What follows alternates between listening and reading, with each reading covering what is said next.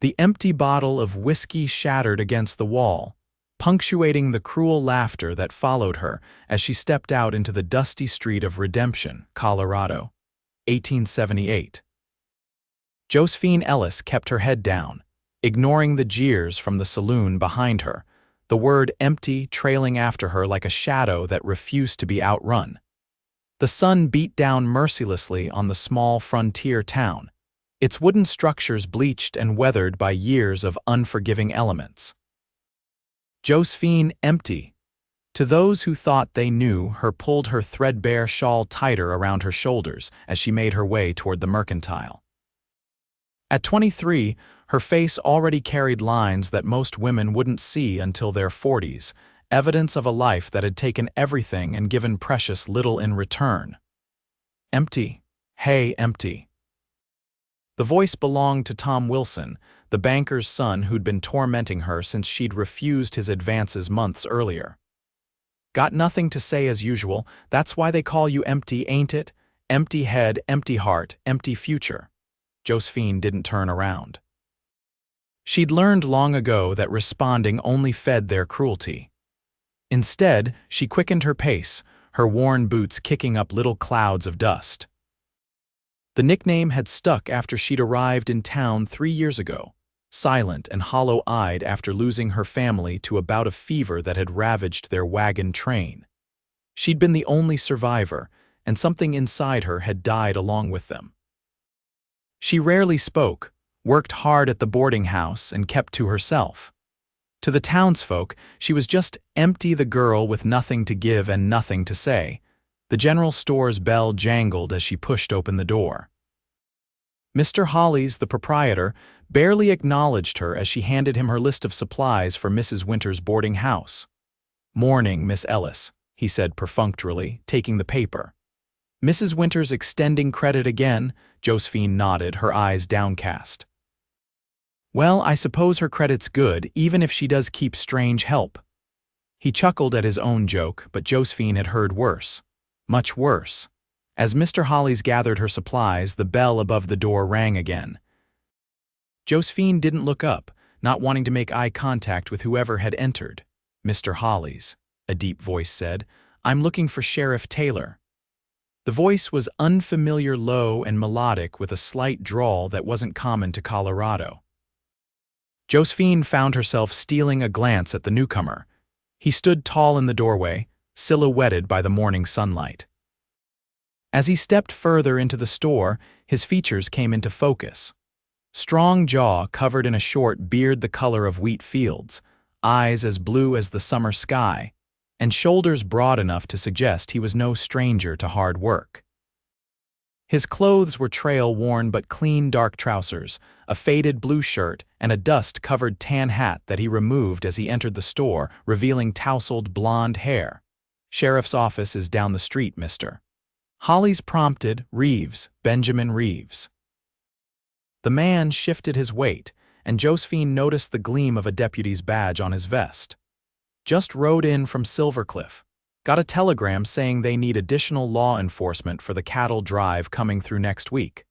"Ah, Deputy Reeves. Sheriff mentioned we'd be getting some help." "You'll find him at the jailhouse, probably nursing a cup of coffee. Man's hardly ever without one." Benjamin Reeves nodded, his eyes drifting around the store before landing on Josephine.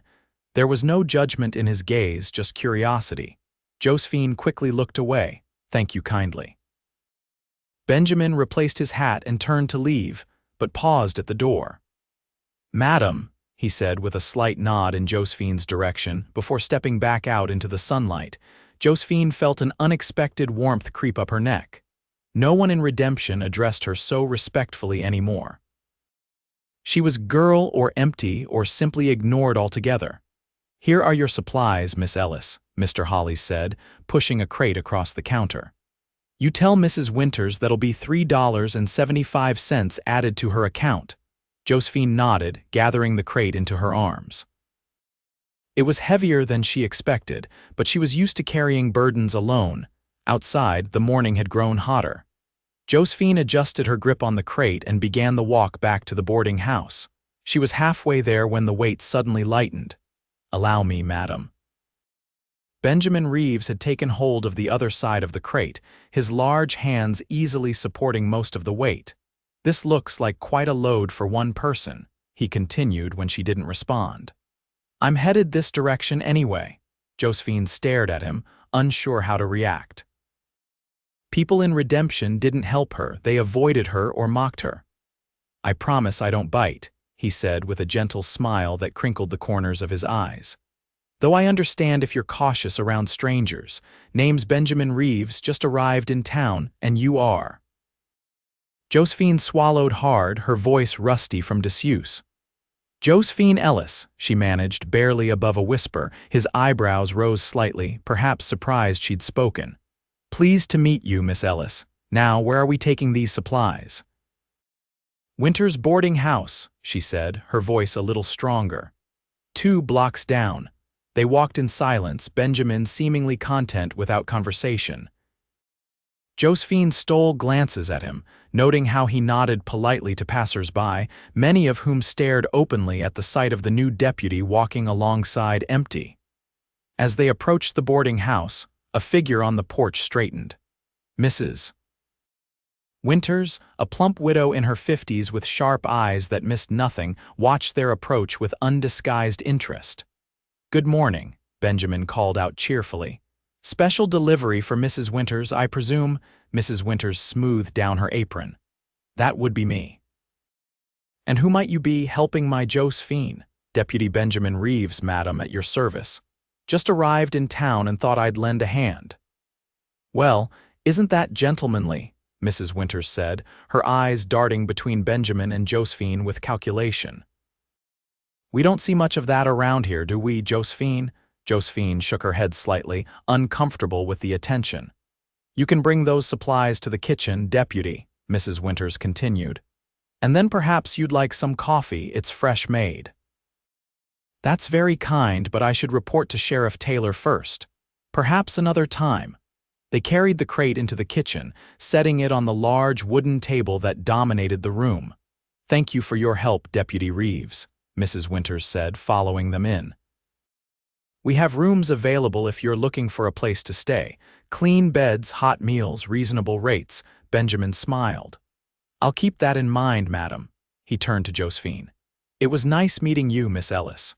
Josephine managed a small nod, her eyes briefly meeting his before darting away. After he left, Mrs. Winters turned to her with hands on hips. Well, the new deputy seems like a fine man, and he certainly took notice of you." Josephine busied herself unpacking the supplies, ignoring the comment. Mrs. Winters was the closest thing she had to a friend in Redemption. The older woman had given her a job and a place to stay when no one else would, but she was also a notorious matchmaker who believed every woman needed a husband. "Don't give me that look, girl. I've seen how those fools in town treat you. It would do you good to have someone decent look your way for once." Josephine shook her head. "He was just being kind." Mrs. Winters raised an eyebrow. "He's a man with eyes in his head, Josephine, and you'd be quite the beauty if you ever smiled." She sighed when Josephine remained silent. "Well, we've got rooms to prepare. The cattle drive means we'll be full up by week's end." The rest of the day passed in a flurry of activity, changing linens, scrubbing floors, preparing the boarding house for the influx of guests the cattle drive would bring. It was hard work, but Josephine preferred it to idleness. When her hands and body were occupied, her mind had less opportunity to wander back to the past. As evening fell, she was sweeping the front porch when she spotted Deputy Reeves walking down the street with Sheriff Taylor, the 2 men deep in conversation. The sheriff was gesturing emphatically, his face flushed with what was likely his evening whiskey. Benjamin, by contrast, looked attentive and sober. As they passed the boarding house, Benjamin glanced up and caught sight of Josephine. He tipped his hat with a small smile before continuing on with the sheriff. That night, as she lay in her small room at the back of the boarding house, Josephine found herself thinking about Benjamin Reeves. It had been a long time since anyone in Redemption had shown her simple kindness. She knew better than to read anything into it. He was new and didn't know her reputation, but the memory of his smile lingered nonetheless. The next morning brought a commotion to the boarding house. Josephine was helping Mrs. Winters prepare breakfast when the front door burst open and Sheriff Taylor stumbled in, supporting a bloodied man. "Need a room and some help," the sheriff called out. "Got a man hurt here." Mrs. Winters rushed forward. "Good heavens, what happened?" "Ambush about 5 miles out," the sheriff panted. "Deputy Reeves here took a bullet meant for me." Josephine's heart seemed to stop for a moment as she recognized the injured man. Benjamin's face was pale beneath smears of dirt and blood, his shirt soaked crimson on one side. "Bring him to room 3, Mrs. Winters directed.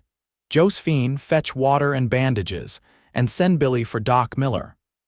Josephine hurried to follow instructions, her hands trembling slightly as she gathered supplies. By the time she reached room 3, the sheriff and Mrs. Winters had gotten Benjamin onto the bed. His eyes were closed, his breathing labored. "How bad is it?" she asked, surprising herself by speaking without being spoken to first. Sheriff Taylor looked up, equally surprised to hear her voice. "Bullet went clean through his side. Don't think it hit anything vital, but he's lost a fair amount of blood." Mrs. Winters took the basin of water from Josephine. "You've done your part, Sheriff. We'll tend to him until the doctor arrives." "I'll come back to check on him after I organize a posse," the sheriff said. "Those weren't ordinary bandits. They knew we were coming." After he left, Mrs. Winters began cutting away Benjamin's bloodied shirt. "Josephine, prepare a poultice while I clean the wound." Josephine moved with unexpected purpose, grinding herbs and mixing them with hot water as her mother had taught her long ago. She'd helped with injuries on the wagon train and knew more about healing than most gave her credit for. When she returned to Benjamin's side with the poultice, Mrs. Winters raised an eyebrow. "You know what you're doing, don't you, girl?" Josephine nodded, gently applying the mixture to Benjamin's wound. The bullet had torn through the flesh just above his hip, leaving an angry hole that still oozed blood despite Mrs. Winters' cleaning. Benjamin stirred at her touch, his eyes fluttering open. "Miss Ellis," he murmured, recognition flickering across his face before pain twisted his features. "Don't try to move, Deputy," Mrs. Winters advised. "Doctor's on his way." "The sheriff?" Benjamin asked through gritted teeth. "He's fine." More concerned about organizing a posse than his own scrapes. Benjamin relaxed slightly. "Good, they were waiting for us. Knew about the payroll delivery." Josephine continued working silently, wrapping clean bandages around his torso with gentle efficiency. Her fingers brushed against his skin, warm despite his injury. She felt his eyes on her but didn't meet his gaze. "You have healing hands, Miss Ellis," he said softly. Before she could respond, Doc Miller arrived, his medical bag in hand.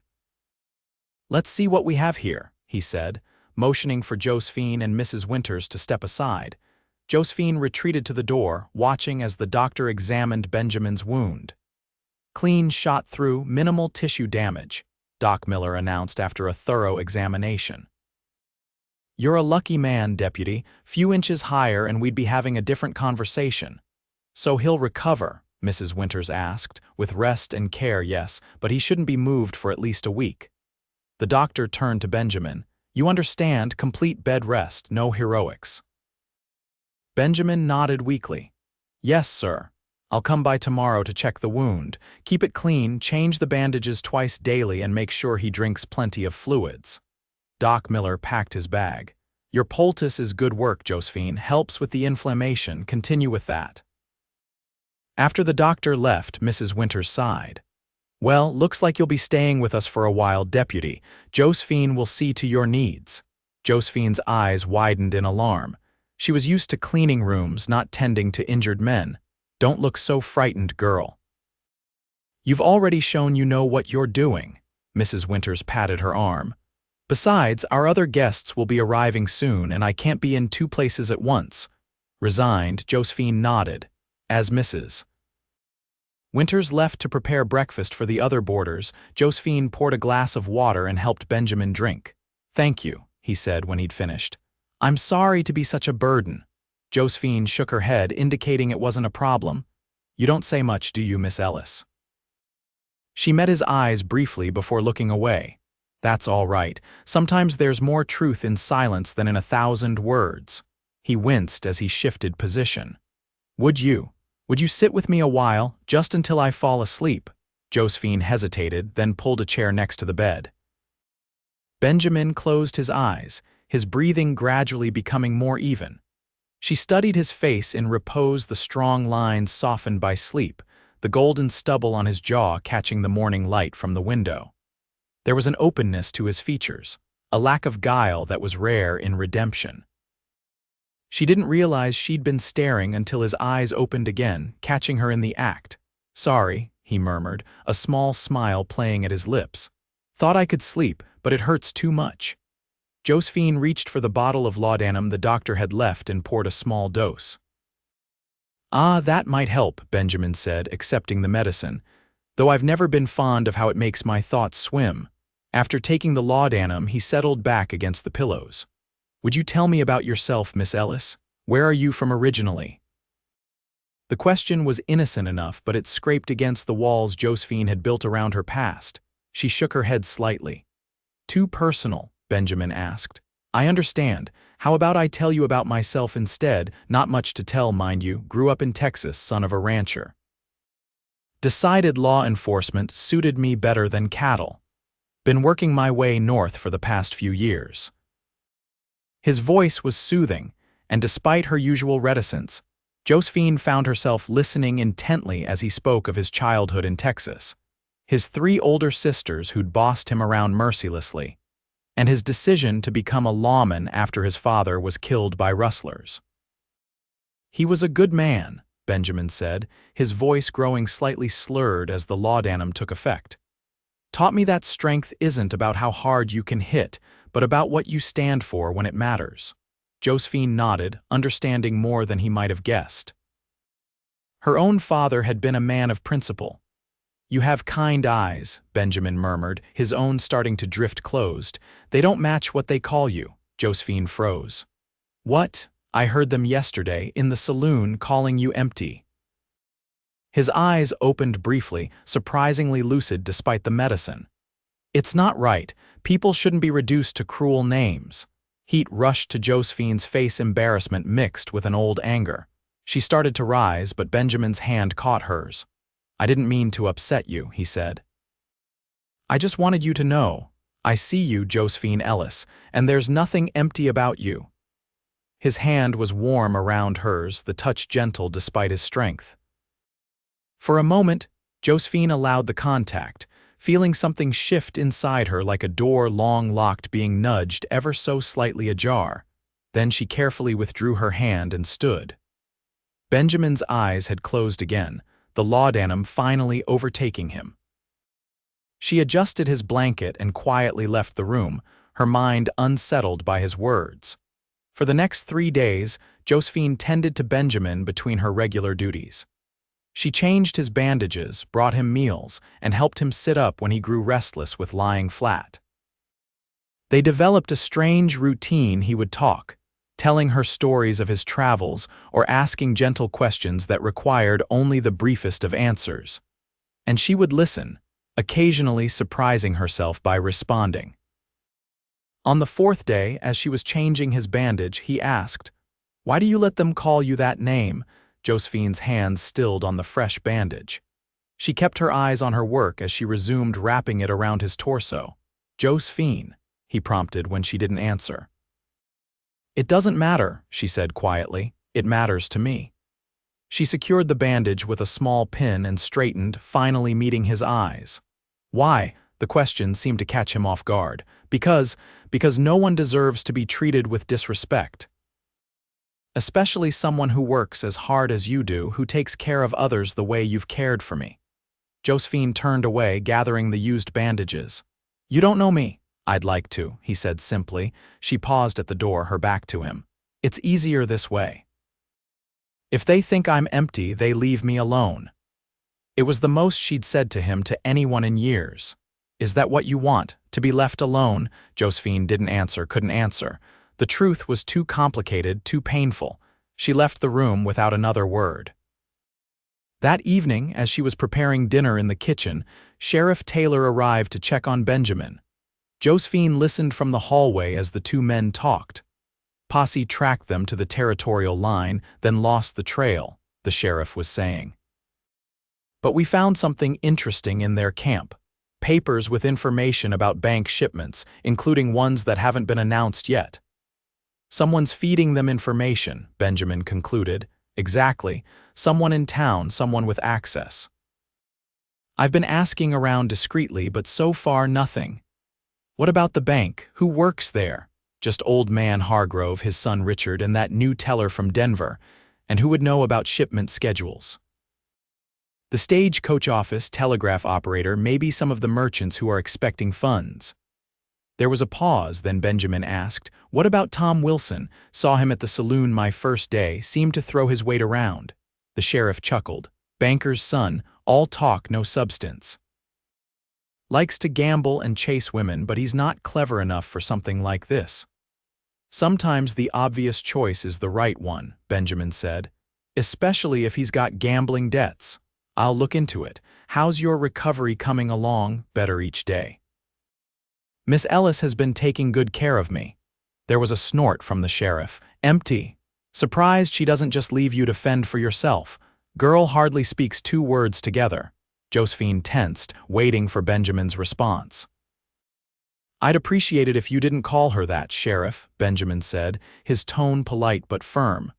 "Miss Ellis has been nothing but kind and competent during my stay here." "Didn't mean anything by it," the sheriff said, sounding taken aback. "That's just what folks call her." "Well, perhaps folks should reconsider. Names have power." There was an uncomfortable silence, then the sheriff cleared his throat. "I should get back to my rounds. Glad you're on the mend, deputy. We'll need you when that cattle drive comes through next week." After the sheriff left, Josephine continued to the kitchen, her mind turning over what she'd heard. Benjamin had defended her to the sheriff, something no one had done since she'd arrived in Redemption. The gesture touched something deep inside her, a part of herself she'd thought long dead. Later, when she brought Benjamin his dinner tray, he looked up with a smile that faltered when he saw her expression. "Is something wrong?" he asked. Josephine set the tray down carefully. "I heard you, with the sheriff." Benjamin's face softened with understanding. "Ah. You shouldn't have done that," defended your name. "I disagree. You've made yourself a target."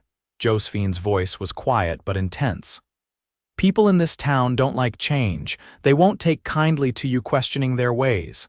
Benjamin sat up straighter, wincing slightly at the movement. "Josephine, I've been a lawman for 6 years.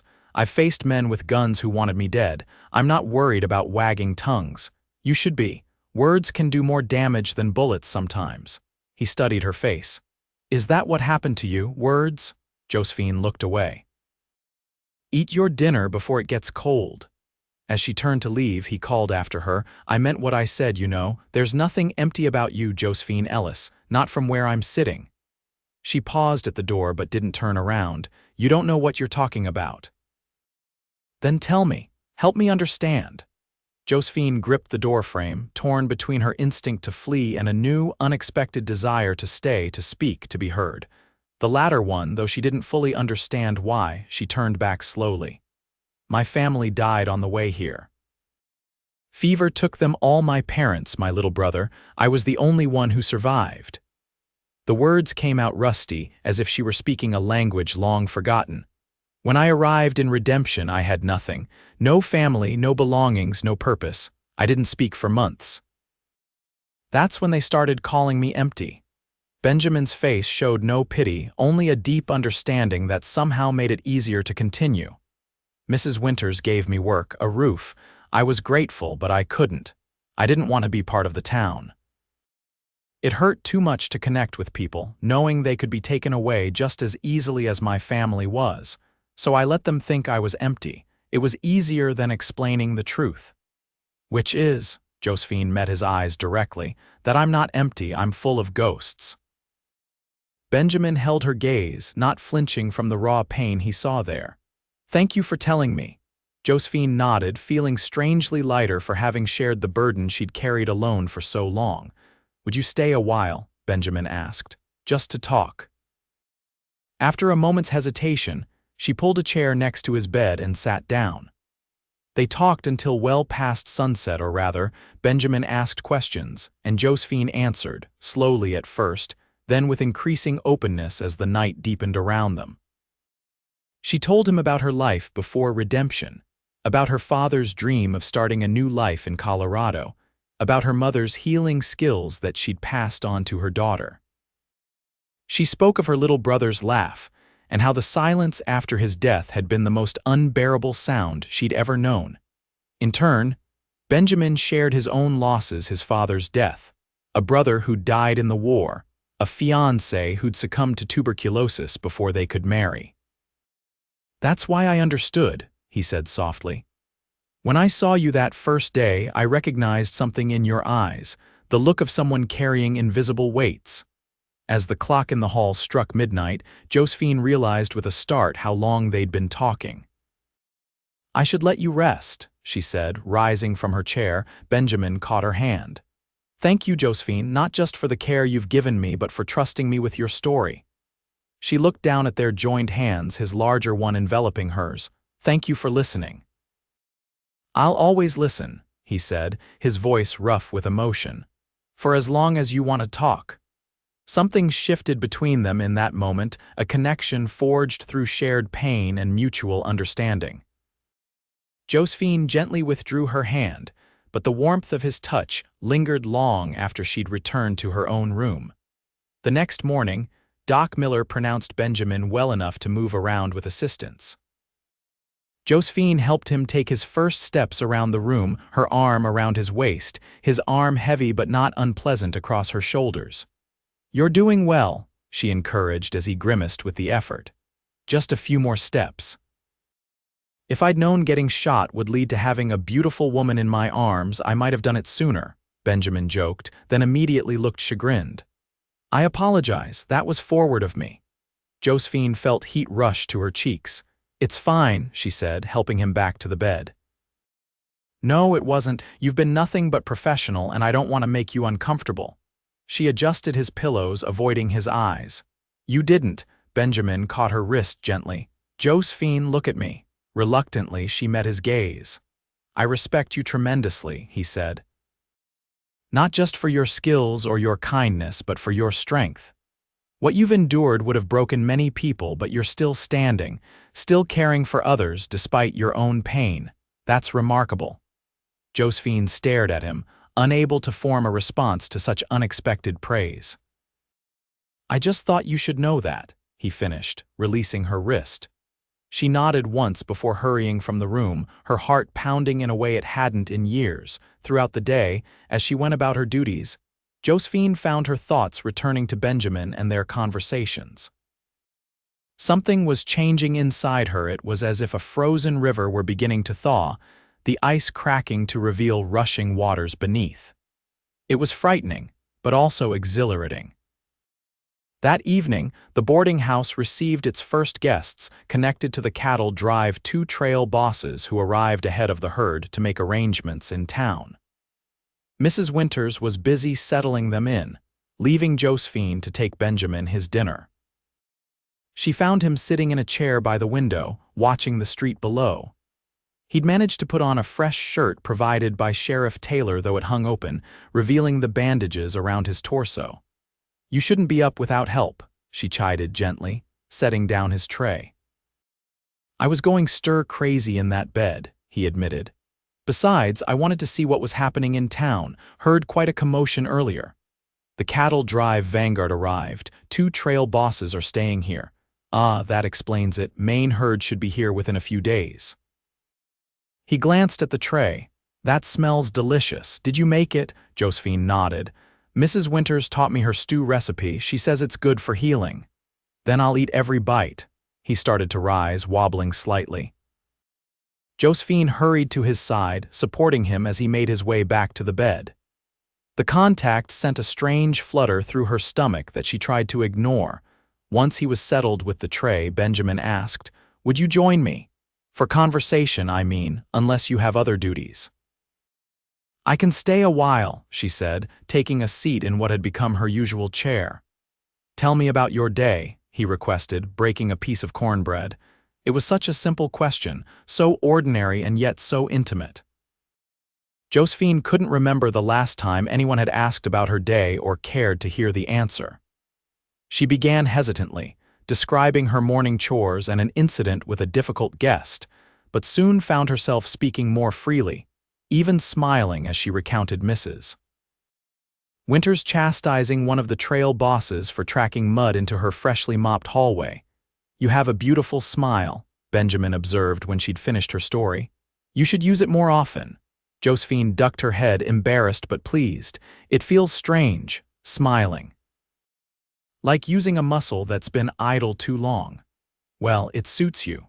Benjamin set aside his empty tray.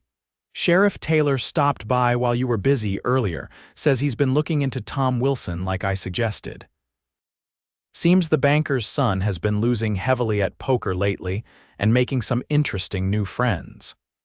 You really think he's involved with the men who shot you? It's just a hunch, but in my experience, young men with expensive tastes and limited income often find themselves in trouble. Especially when their fathers control the purse strings. Josephine remembered Tom's cruel taunts, how he'd turned half the town against her after she'd rejected him. He's not a good person, she said softly. Benjamin's expression sharpened. Has he bothered you? It's nothing. Josephine. She sighed. When I first came to town, he paid attention to me. When I made it clear I wasn't interested, he started spreading stories, called me frigid and empty. The name stuck. Benjamin's jaw tightened. I see. It doesn't matter now, it matters to me. He reached for her hand, his touch gentle but firm. No one has the right to treat you that way. Josephine looked down at their joined hands. Why do you care so much? Because from the moment I saw you in that store, I knew you were someone worth knowing. Someone who deserved better than what this town has given you. His voice dropped lower. And because every time you speak or smile or simply enter the room, I feel more alive. Josephine's breath caught. No one had ever spoken to her like this with such sincerity, such obvious feeling. It was terrifying and wonderful all at once. I'm not sure what to say, she admitted. You don't have to say anything, I just wanted you to know. He released her hand. I won't mention it again if it makes you uncomfortable. It doesn't, Josephine said quickly, surprising herself. Make me uncomfortable, I mean, it's just unexpected. Benjamin smiled. Good, because I'd very much like to call on you properly once I'm back on my feet, if you'd allow it. Josephine nodded, a strange lightness filling her chest. I would. They talked long into the evening, the connection between them growing stronger with each shared story, each exchanged smile. By the time Josephine reluctantly left to prepare for the next day's work, something fundamental had shifted in her world. For the first time since arriving in Redemption, she went to sleep with hope warming her heart instead of grief chilling it. The next few days passed in a blur of activity as the town prepared for the arrival of the cattle drive. More cowboys rode in, filling the saloons and boarding houses. Sheriff Taylor recruited several local men to serve as temporary deputies, anticipating the usual troubles that came with tired cowboys and flowing whiskey. Despite the bustle, Josephine found time each day to sit with Benjamin, whose strength was returning rapidly. By the end of the week, he was able to walk the length of the hallway unassisted, though Doc Miller still cautioned against resuming his duties too quickly. At least another week before you pin that badge back on, the doctor warned during his final visit. The wound is healing well, but any strenuous activity could tear it open again. Benjamin accepted the advice with good grace, though Josephine could tell he was eager to return to work. The cattle drive had arrived on the outskirts of town, and the sheriff was stretched thin maintaining order. I should be out there helping, Benjamin said as they sat on the boarding house porch that evening, watching cowboys and townspeople mingle in the dusty street. It was the first time he'd ventured outside his room, and Josephine had brought him a cup of coffee to celebrate the milestone. You'll help no one if you re-injure yourself, she pointed out. Besides, the sheriff seems to have things under control. As if to contradict her words, a crash sounded from the saloon across the street, followed by shouting and the sound of breaking glass. Benjamin tensed, half rising from his chair before Josephine's hand on his arm stopped him. "You're not ready," she said firmly. He sank back down with a sigh. "You're right, but it's hard to sit idle." "I understand," and she did. The past week had shown her a man who defined himself by his ability to help others, to stand for what was right. It was one of the many things she'd come to admire about him. Sheriff Taylor and two of his temporary deputies emerged from the saloon a few minutes later, dragging a struggling cowboy between them. Order restored, at least temporarily. As they watched the scene unfold, Benjamin reached over and took Josephine's hand. It was a simple gesture, but one that sent warmth spreading through her entire body. She didn't pull away. "Josephine," he said, his voice low, "when this is all over the cattle drive, my recovery, would you consider coming away with me?" She turned to him, startled. "Away? Where?" "I've been thinking about settling down, maybe in one of the newer settlements further west. Someplace where a man with a badge could make a real difference." He squeezed her hand gently.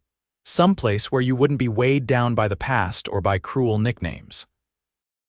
The offer took her breath away. A chance to start fresh with a man who truly saw her not as empty but as Josephine. "You hardly know me," she said, though the protest sounded weak even to her own ears. Benjamin smiled.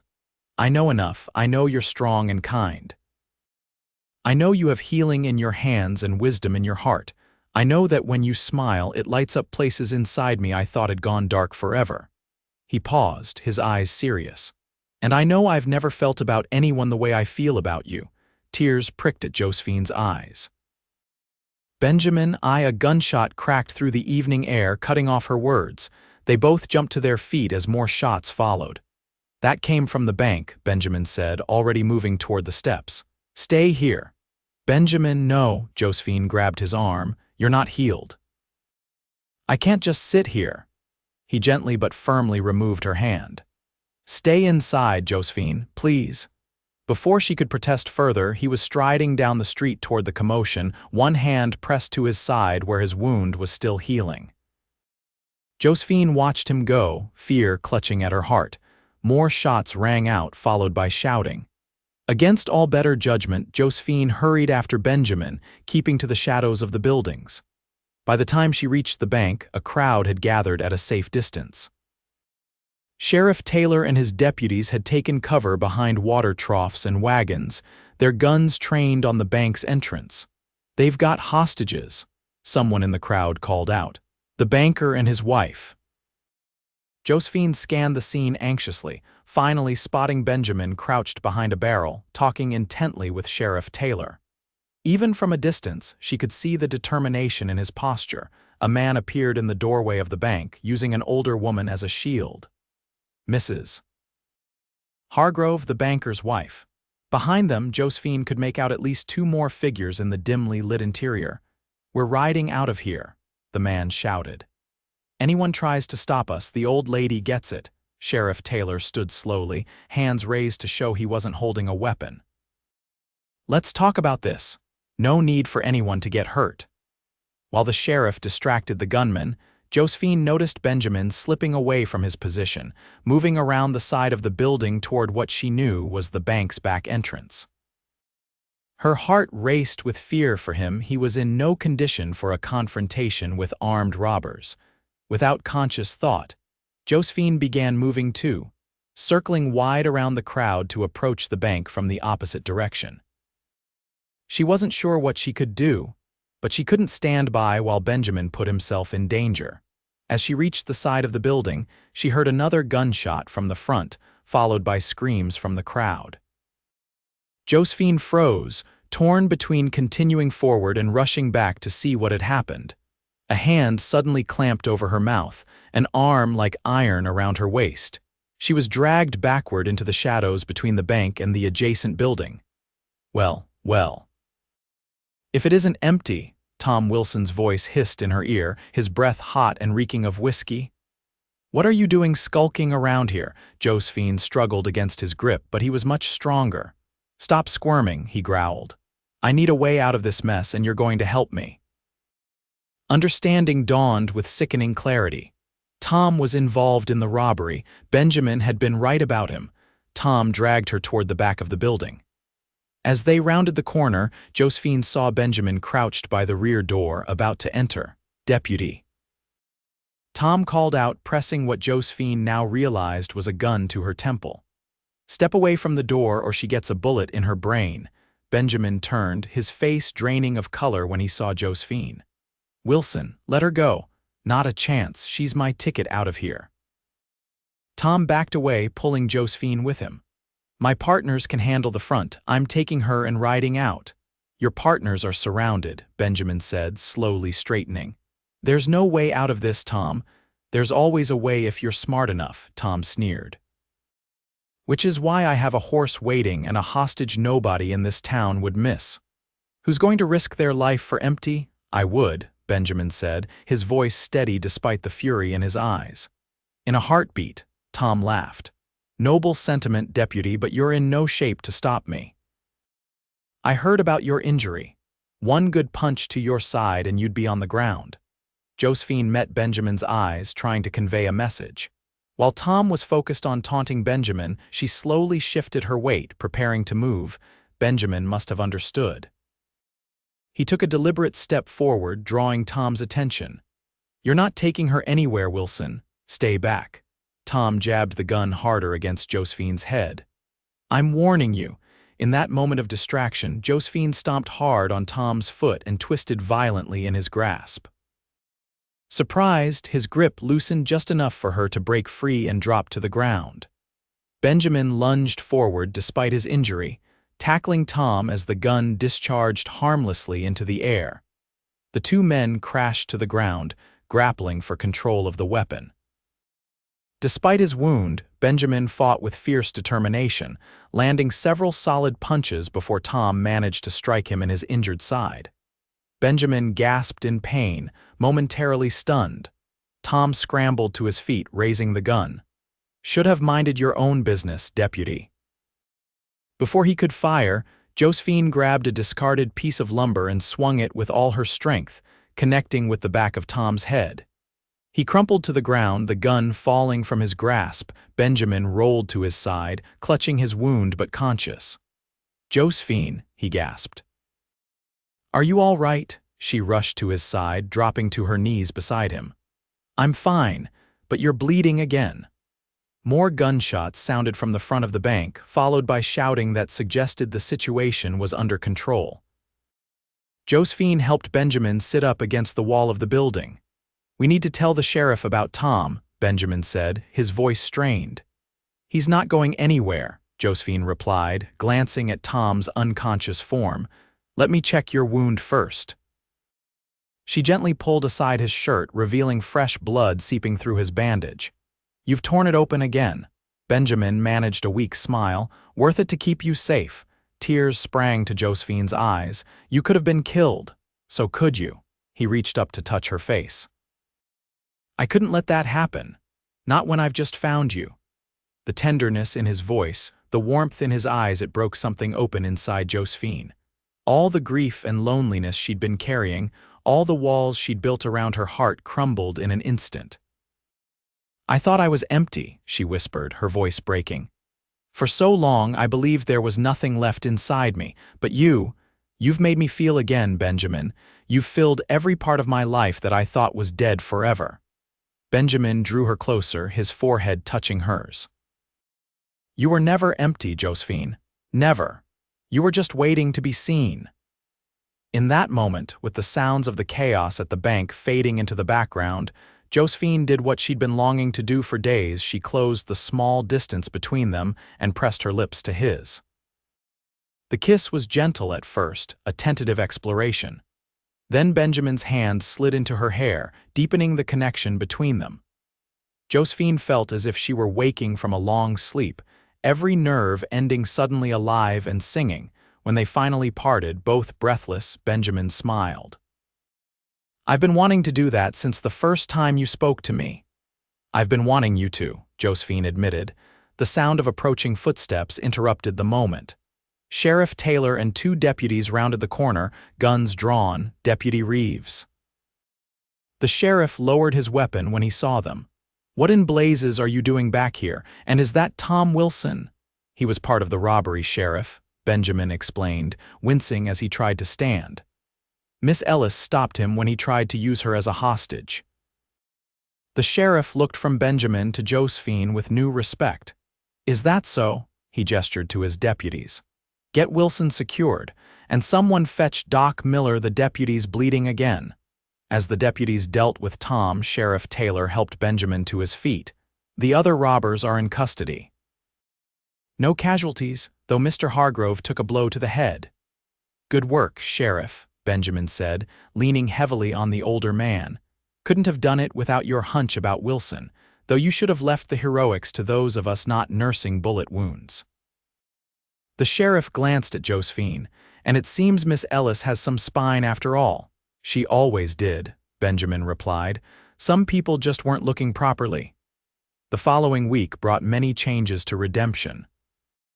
The cattle drive moved on, leaving the town quieter but considerably wealthier. Tom Wilson and his accomplices were locked in the jail awaiting transport to the territorial court. Benjamin, despite reopening his wound, was recovering well under Josephine's attentive care.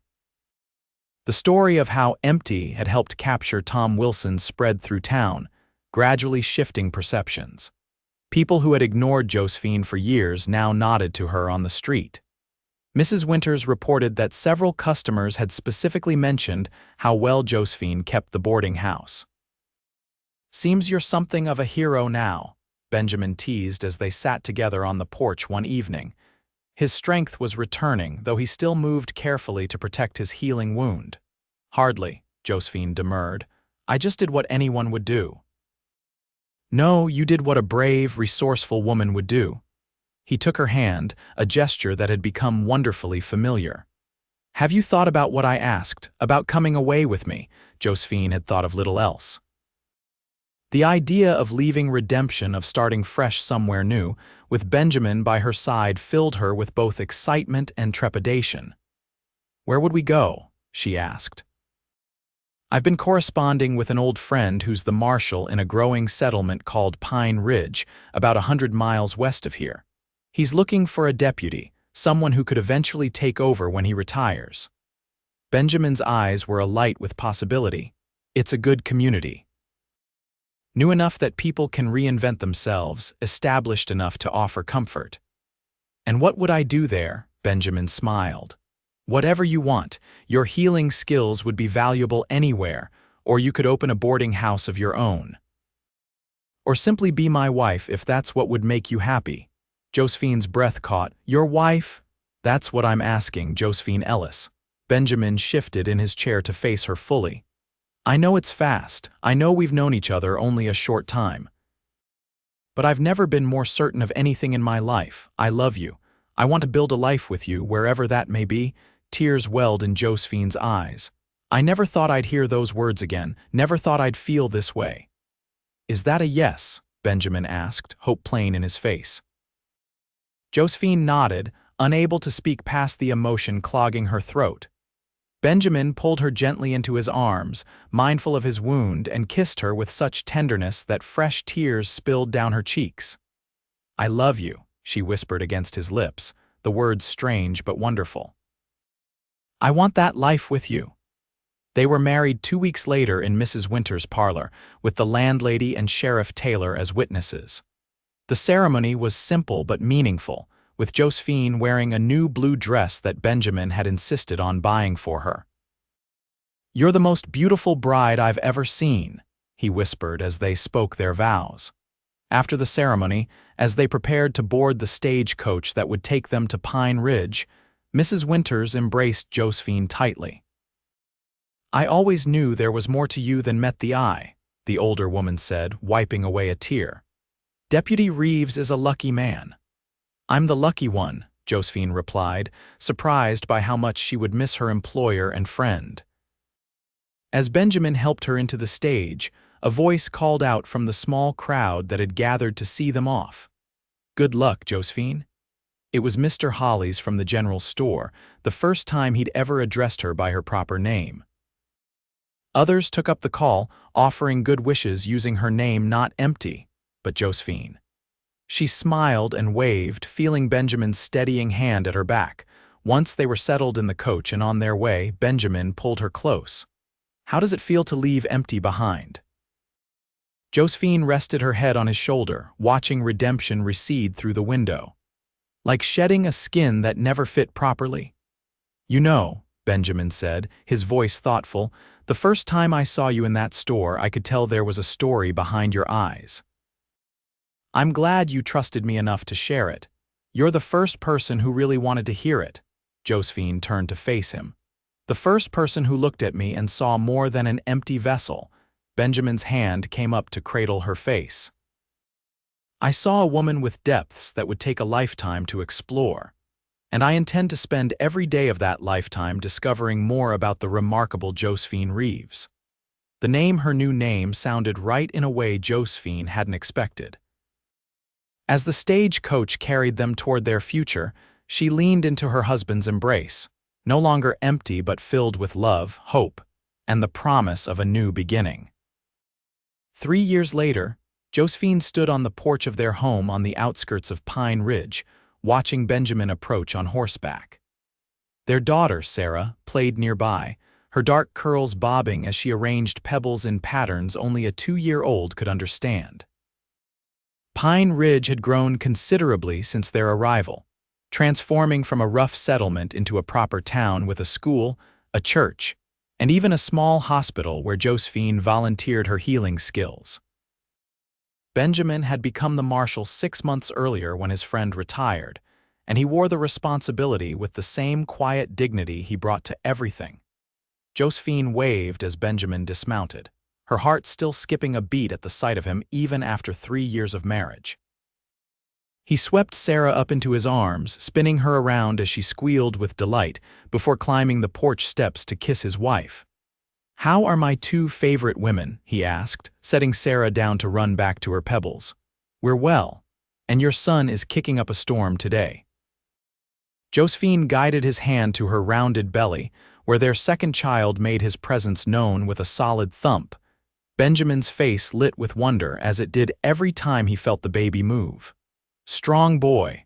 Takes after his mother," Josephine laughed. His mother who spent the morning being sick behind the house. His mother who then went on to organize the church social, finish all the mending, and still look more beautiful than any woman has a right to. Benjamin pulled her closer, his hand still resting protectively over their unborn child. "You continue to amaze me, Josephine Reeves." As the sun began to set behind the mountains, casting long golden shadows across their land, Josephine reflected on the journey that had brought her here. From the grief-stricken, silent girl known only as Empty, to this woman who stood firmly in the center of a life filled with love, purpose, and joy. "What are you thinking about?" Benjamin asked, noting her contemplative expression. "About how far I've come. About how you saw something in me that I couldn't see in myself." She leaned against his solid warmth. "About how one person can change everything." Benjamin kissed her forehead. "You give me too much credit. The strength was always inside you, waiting for the right moment to emerge." "Perhaps," Josephine conceded. "But you were the first person who made me believe I wasn't empty, who showed me I could be filled with something other than ghosts." "They called you empty," Benjamin murmured, echoing words he'd spoken on the day he'd asked her to marry him. "But you've filled every part of my life that matters." Sarah ran up to them then, demanding to be included in the embrace. Benjamin lifted her effortlessly, creating a circle that encompassed their little family, the one that would soon grow by one more. As dusk settled over Pine Ridge, Josephine Reeves stood surrounded by love, her heart full to overflowing. The emptiness that had once defined her was now just a distant memory, replaced by a richness of feeling she once thought lost forever.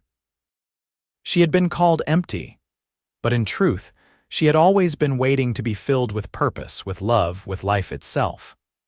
And in Benjamin's arms, with their children between them and a future bright with promise, Josephine knew she would never be empty again.